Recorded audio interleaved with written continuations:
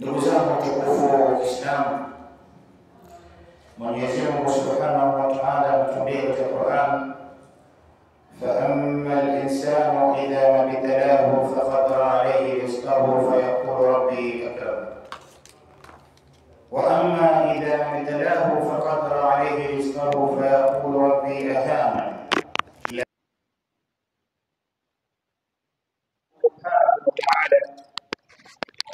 Anatuambia katika Qur'an, mwanadamu anaponufaishwa, mwanadamu alikuwa hana kazi, mwanadamu alikuwa na maisha magumu, mwanadamu alikuwa na madeni, mwanadamu alikuwa na dhiki ya kimaisha, Mwenyezi Mungu Subhanahu wa Ta'ala akampatia riziki mwanadamu huyo. Anasema rabbi akraman, Mwenyezi Mungu amenitukuza, Mwenyezi Mungu amenipea, lakini anasahau kwamba kuna kitu inaitwa al-maut. Ishi utavyoishi duniani, wama hayatu dunya illa matau. Haya maisha ya dunia ni maisha mafupi kabisa. Kuna wengi amezaliwa sasa hivi akakufa muda huo. Kuna mtu amezaliwa akaishi miaka 2 akafariki. Kuna mtu ameishi katika miaka 5 akafariki. Kuna mtu amekaa miaka 80 akafariki. Lakini hiyo yote kwa sababu gani? Na kadara ya Allah Subhanahu wa Ta'ala.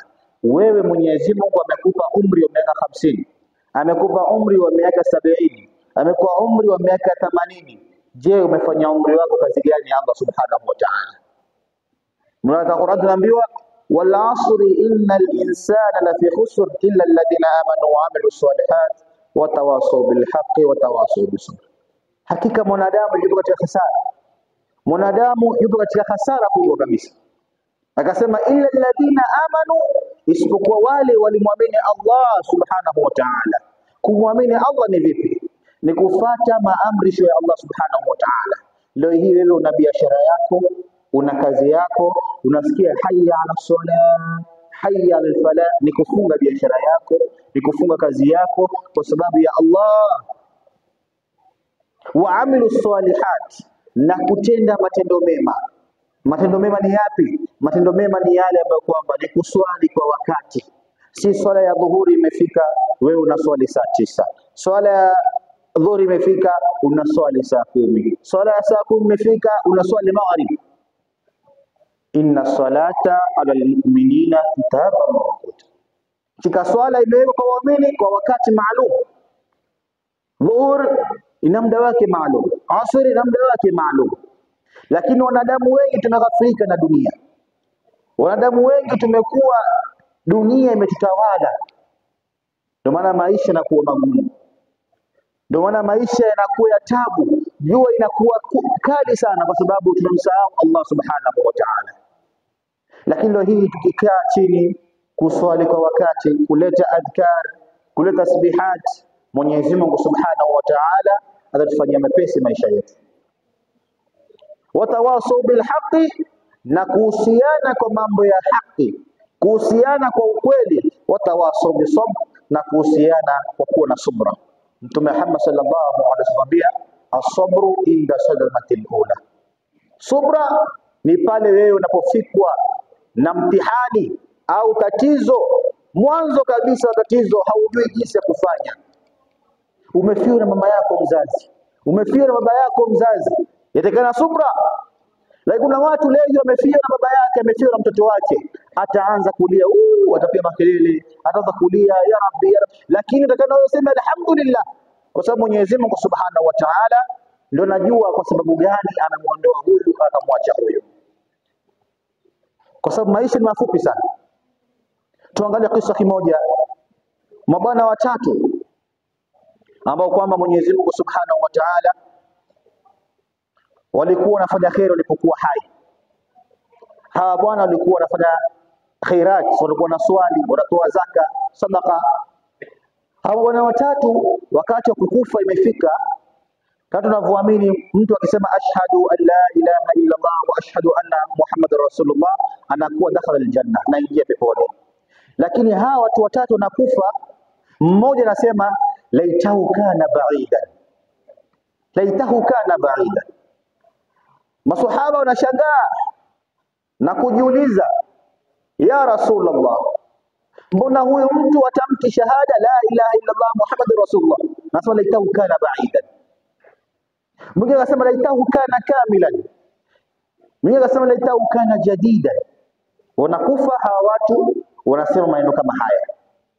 Mtume Muhammad sallallahu alaihi wasallam akawaelezea wale masahaba, akawaambia huyu mmoja anakufa leo anasema laitahu kana ba'idan, laiti I wish ingalikuwa mbali kabisa, kwa sababu katika uhai wake huyu bwana alimpa mtu lift kumpeleka msikitini siku ya Ijumaa, na msikiti ulikuwa hauko mbali, ulikuwa karibu sana, kumchukua mtu kumfikisha msikitini. Anafariki leo, Mwenyezi Mungu Subhanahu wa Ta'ala amemlipa janna kwa kumfikisha mtu msikitini. Leo ni wangapi tuna magari, tuna pikipiki, tunapita barabarani, adhani nasikika, ndugu yako Muislamu yuko barabarani anaenda msikitini, unampita na gari, unampita na pikipiki, kwa sababu wewe huna time na haraka. Lakini huyu bwana anakufa na kusema laitahu kana ba'idan, anampeleka mtu msikitini, Mwenyezi Mungu anampa janna kwa sababu ya kumpeleka mtu msikitini. Mwingine anasema laitahu kana kamilan.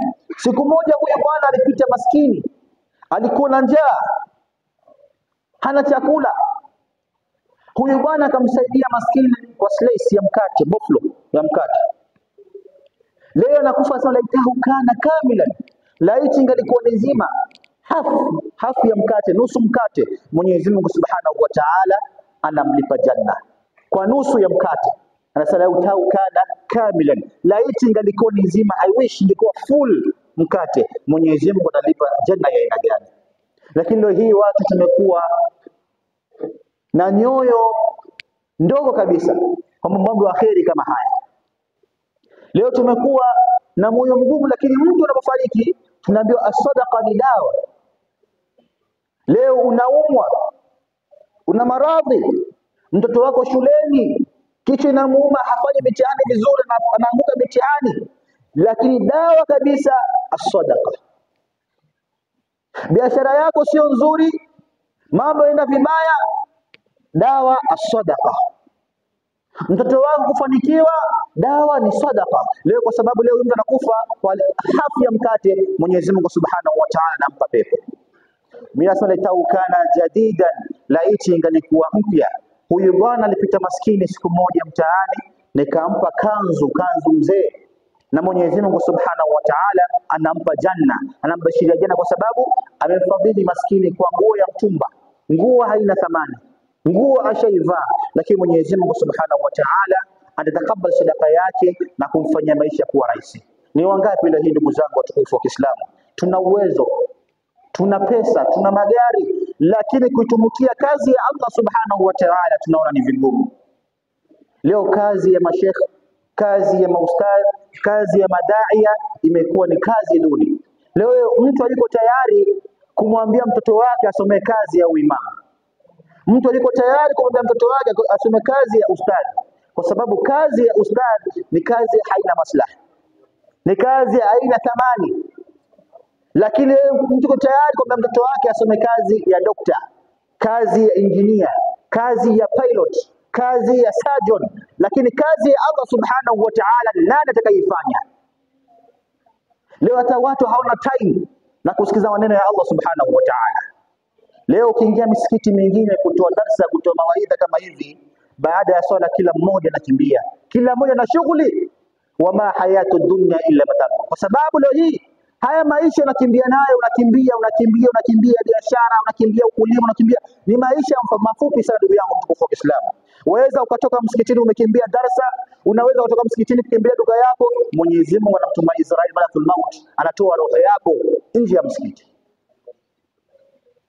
Ndugu zangu watukufu wa Kiislamu, Mwenyezi Mungu Subhanahu wa Ta'ala anatuambia tushikamane na dini hii ya Allah Subhanahu wa Ta'ala.